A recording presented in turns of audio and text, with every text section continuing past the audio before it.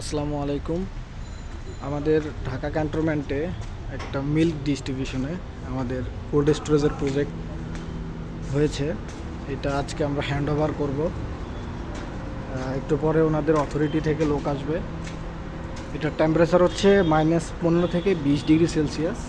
সম্পূর্ণটা European machine দিয়ে বিটজার compressor দিয়ে বানানো হয়েছে এবং কোল্ড স্টোরেজে ইউজ করা হয়েছে স্লাইডিং ডোর।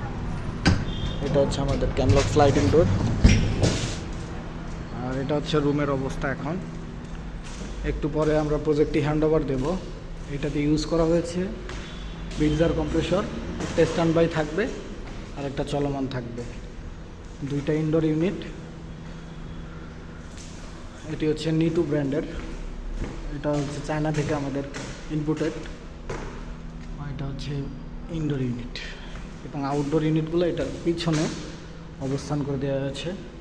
আর হচ্ছে ভেতরে 6টা লাইট ইউজ করা হয়েছে এরকম সিস্টেমের।